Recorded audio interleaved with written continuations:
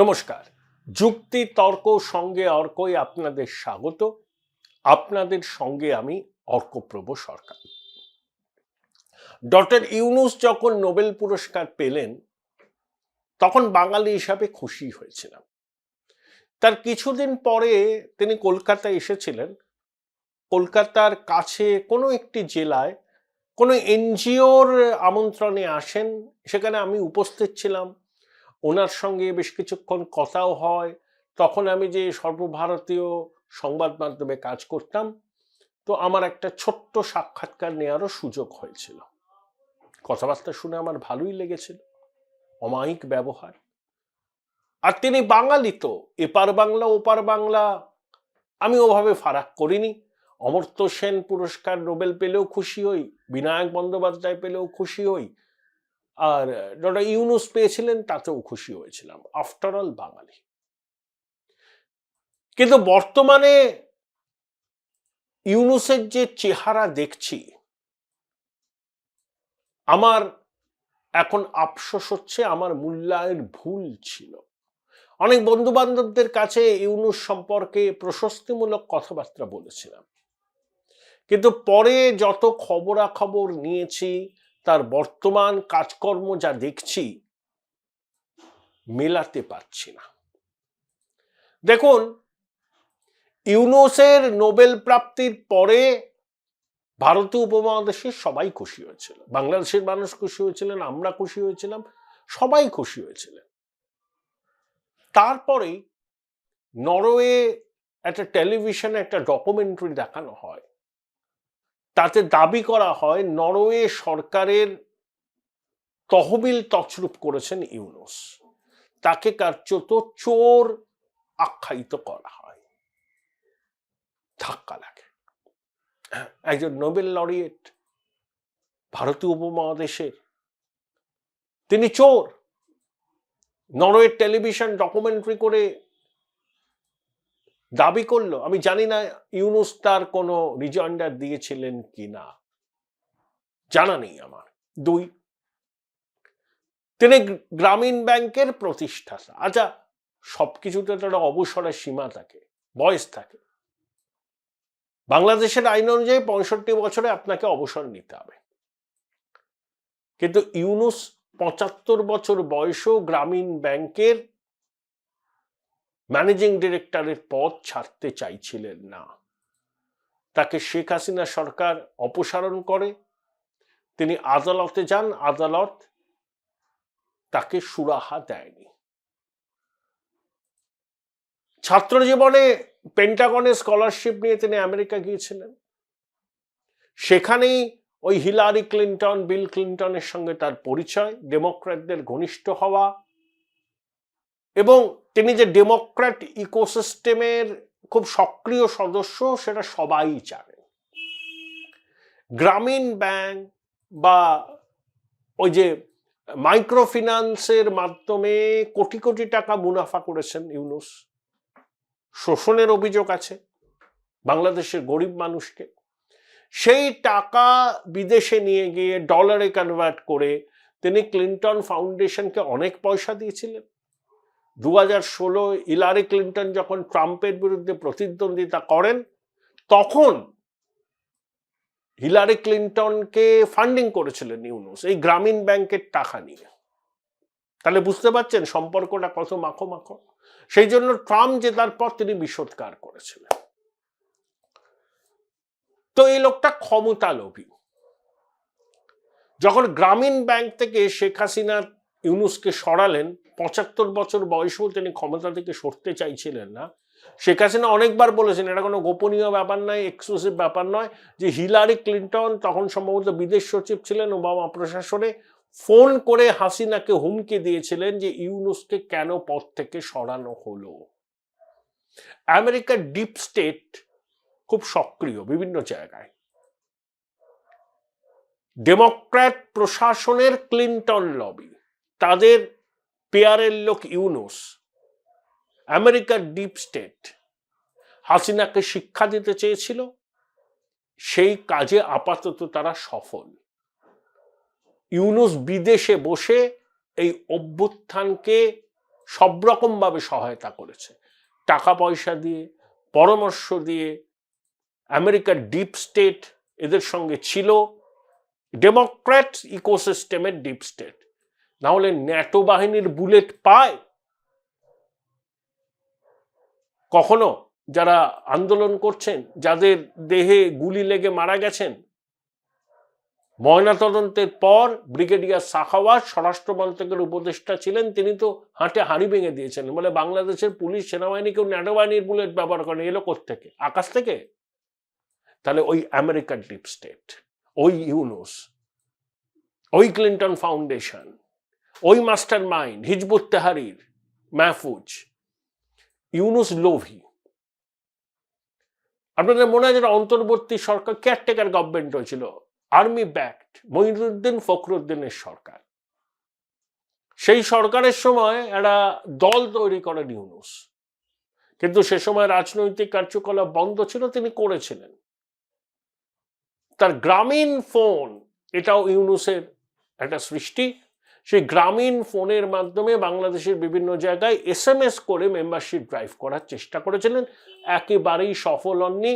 শেষ পর্যন্ত ওই দল তিনি গুটিয়ে দেন। কিন্তু হাসিনাকে শিক্ষা দেওয়া, বাংলাদেশের ক্ষমতায় আসীন হওয়ার স্বপ্ন তিনি সারা জীবন দেখেছেন, তাই চক্রান্ত করে তিনি এবারে সফল হয়েছেন। এই লোকটা বাংলাদেশের স্বার্থ বিরোধী। কেন? এই যে পদ্মা সেতু, এটা তো সমস্ত বাংলাদেশের গর্ব। বিশ্ব ব্যাংকের কাছে যখন বাংলাদেশ সরকার ঋণ চায়, শোনা যায় ইউনুস বাগড়া দেয়। ওই ক্লিন্টন ইকোসিস্টেম এবং ইউনুস, অর্থাৎ বাংলাদেশের প্রগতি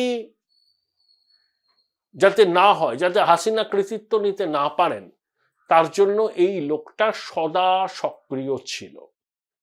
শুধুমাত্র নিজের টুকু কিভাবে নিজেকে লাইমলাইটে রাখা যায়, কিভাবে ক্ষমতা দখল করা যায়, কিভাবে সাধারণ গরিব বাংলাদেশিদের মাথায় টুপি দিয়ে পয়সা রোজগার করা যায় এবং সেই টাকা দিয়ে বিপুল সম্পত্তি কেনা যায় এবং বিভিন্ন লবিকে টাকা দিয়ে হাত করে বাংলাদেশের স্বার্থবিরোধী কাজে তাদেরকে লিপ্ত করা যায়। Join Indian Institute of Hotel Management now. Right choice, right decision. এটাই ছিল ইউনুসের একমাত্র লক্ষ্য। জীবন সায়ান্নে এসে ইউনুস তার স্বপ্ন সফল করতে পেরেছে। সে প্রধান উপদেষ্টা, যদিও অসাংবিধানিক সরকার, এই পদের কোনো সাংবিধানিক ভিত্তি নেই। এখন বাংলাদেশের মুদ্রাস্ফীতি 20%, 30% বেকার, তার মধ্যে শিক্ষিত বেকারের সংখ্যা অনেক। 5000টা খুনের ঘটনা ঘটেছে অগাস্টের পর থেকে। বাংলাদেশে প্রতিদিন চুরি, ছিনতাই, রাহাজানি, মব জাস্টিস লেগেই আছে। সাধারণ মানুষ সন্ধ্যাবেলা আর ঘরের বাইরে বেরোতে চাইছেন না। বাবা মারা ছেলে মেয়েদের বলছেন বেরোস না, বেরোলে তাড়াতাড়ি চলে আয়। সমাজ মাধ্যমে কেউ কোনো পোস্ট করতে ভয় পাচ্ছেন। যদি সেই পোস্টটা শাসক দলের বিরুদ্ধে যায়, এই জঙ্গি জিহাদিদের বিরুদ্ধে যায়, খুনের মামলায় ফাঁসিয়ে দিতে পারে, অস্ত্র মামলা, বিস্ফোরক মামলায় ফাঁসিয়ে দিতে পারে। কারণ জঙ্গি জেহাদিরা কোনো রকম বিরুদ্ধ মত সহ্য করতে পারছে না। তারা জানে জনসমর্থন তাদের দিকে নেই। সেনার একটা অংশ, জঙ্গিদের একটা অংশ, এবং ভয় দেখিয়ে মব জাস্টিস করে বেআইনি অস্ত্রের মজুদ ভান্ডার বাংলাদেশ জুড়ে সেটাকে হাতিয়ার করে সাধারণ বাংলাদেশের মানুষের প্রতিবাদের কণ্ঠস্বরকে তারা রুদ্ধ করতে চাইছে। এবং এই মুহূর্তে নির্বাচন না করে এই সরকারকে স্থায়ী করতে চাইছে, যাতে জঙ্গি জেহাদিদের যে এজেন্ডা আছে সেই এজেন্ডা ইউনুসকে সামনে রেখে পূর্ণ করা যায়। এবং ইউনুস ক্ষমতার লোভে চোখ বন্ধ করে জঙ্গি জিহাদিদের কার্যক্রমকে সমর্থন করছে। কিন্তু চিরদিন কাহারও সময় নাহি যায়। ইউনুসের চরিত্রটা আপনারা বুঝলেন। ওকে সাদে বাংলাদেশের মানুষ বলে সুদি ইউনুস, যে চিরকাল বাংলাদেশের স্বার্থবিরোধী কাজ করেছে। যে কোনো মূল্যে বাংলাদেশের ক্ষমতা দখল ওর লক্ষ্য ছিল। সহজ উপায়ে গণতান্ত্রিক পদ্ধতিতে পারেনি, চেষ্টা করেছিল, দল করেছিল, রণেবঙ্গ দিয়েছে। এখন জঙ্গি জেহাদিদের সমর্থনে সে বাংলাদেশে ক্ষমতা দখল করেছে, টিকতে পারবে না। ইউনূস শুনে রাখো, এই ক্ষমতা তুমি বেশি দিন ভোগ করতে পারবে না। বাংলাদেশের জনতা তোমাকে টেনে নামাবে ক্ষমতা থেকে, তাড়িয়ে ছাড়বে। সেদিন খুব বেশি দেরি নেই, কারণ অনির্বাচিত সরকার, মানুষের সমর্থন নেই, এবং তারা সংস্কারের নাম করে সময় নষ্ট করতে চাইছে, তাদের জঙ্গি এজেন্ডাকে বাস্তবায়িত করতে চাইছে, আর কিচ্ছু না। বাংলাদেশের মানুষেরা ধরে পড়েছে। শুধু ধর্মীয় সংখ্যালঘুদের বিপদ নয়, বাংলাদেশের মুক্তমনা গণতন্ত্রপ্রিয় মানুষের কাছেও এরা বিপদ, মহিলাদের কাছে এরা বিপদ। টার্গেট কিলিং করবে এরা ধর্মীয় সংখ্যালঘুদের পাশাপাশি মুক্তমনা গণতান্ত্রিক উদার বাংলাদেশিদের বিরুদ্ধে। এদের জেহাদ, এদের ফতোয়া হবে এদেরকে কতল করা। আর ইউনূস বলবে কিচ্ছু নয়, তো গল্প উপন্যাস লেখা হচ্ছে। সারা বিশ্ব সরব, পশ্চিমী গণমাধ্যম সরব, ব্রিটেন, আমেরিকা, ইউরোপীয় ইউনিয়ন সরব। তা তো এই নির্লজ্জ লোকটা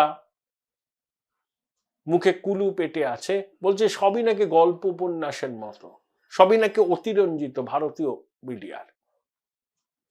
কিন্তু যেভাবে ব্রিটেন সরব হয়েছে, যেভাবে যুক্তরাষ্ট্র সরব হয়েছে, ইউরোপীয় ইউনিয়নের অন্যান্য দেশগুলো সরব হবে। 20 তারিখের পর ট্রাম্প আসছে। ট্রাম্পের এই রায় র্যাডিক্যাল ইসলাম আর লেফট এনজিও কালচারের বিরুদ্ধে আমেরিকার মানুষের রায়। ট্রাম্প বলেছে না, হামাসের লাইফ হেল করে দেবো যদি 20 জানুয়ারির মধ্যে ইসরায়েলি পণবন্দীদের না ছাড়ে। হামাসকে লক্ষ্য করে ট্রাম্প বলেছেন, কিন্তু বার্তাটা বাংলাদেশের জঙ্গি শাহির বিরুদ্ধে।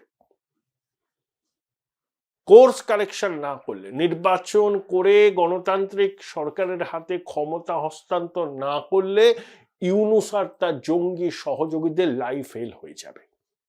এটাই ট্রাম্প কিন্তু ইঙ্গিত দিয়েছেন, নাম না করে। তিনি হামাসকে এবং মধ্যপ্রাচ্যকে লক্ষ্য করে বলেছেন, কিন্তু বাংলাদেশে হিন্দু নির্যাতন নিয়ে ট্রাম্পের উদ্বেগ তো প্রকাশ্যে আছে, গোপন তো করেননি। তাই হামাসকে লক্ষ্য করে বার্তা দিলে পরোক্ষে বাংলাদেশের জঙ্গি সরকারের বিরুদ্ধেও কিন্তু ট্রাম্পের এই বার্তা। অতএব ইউনূস বাক্স প্যাটরা গোছান, প্যারিস যান, টিকতে পারবেন না। আপনার দেশের মানুষ আপনাকে গদিচ্যুত করবে, তাদের সঙ্গে প্রতারণা করেছেন। এখন চাকরি দিতে পারছেন না, জিনিসপত্রের দাম কমাতে পারছেন না, আইন শৃঙ্খলার অবনতি হচ্ছে। এর দিক থেকে দৃষ্টি ঘোরানোর জন্য এখন আপনি উগ্র ভারত বিরোধিতার রাস্তায় গিয়েছেন। ভারতীয় আধিপত্যবাদ এইসব বলছেন। ভারত যদি ডিম না দেয়, যদি পেঁয়াজ না দেয়, যদি পাইপলাইনে গ্যাস না দেয়, যদি ভারতের মাটি থেকে গ্রিড ব্যবহার করে বিদ্যুৎ না পান, না খেয়ে মরবে তো বাংলাদেশের মানুষ। আর ভারতীয় আধিপত্যবাদ, জঙ্গিদের ধর্মপিতা আসিফ নজরুল, ইউনূস ক্যাবিনেটে নিষিদ্ধ জঙ্গি সংগঠন হিজবুত তাহরিরের মাতব্বর মাহফুজ, এরাই তো এই সরকারের চালিকা শক্তি। আসিফ নজরুল বলেছে না, ভারত যেন বুঝে নেয় এরা শেখ হাসিনার বাংলাদেশ নয়। আসিফ নজরুলকে বলতে চাই, জঙ্গিদের ধর্মপিতাকে, আমরা জানি তো এটা শেখ হাসিনার বাংলাদেশ নয়, এটা জঙ্গিদের বাংলাদেশ, এটা আইসিসের বাংলাদেশ, এটা হিজবুত তাহরিরের বাংলাদেশ, এটা আনসারুল্লাহ বাংলার বাংলাদেশ। 6ই ডিসেম্বর ভারত উপমহাদেশের রাজনীতি এবং সামাজিক প্রেক্ষিতে এক গুরুত্বপূর্ণ দিন। এটাকে আপনি গণতন্ত্রের কালো দিন হিসাবে দেখবেন, ধর্মনিরপেক্ষতার কালো দিন হিসাবে দেখবেন, না শৌর্য দিবস হিসাবে পালন করবেন, সেটা আপনার ব্যক্তিগত অভিরুচির বিষয়।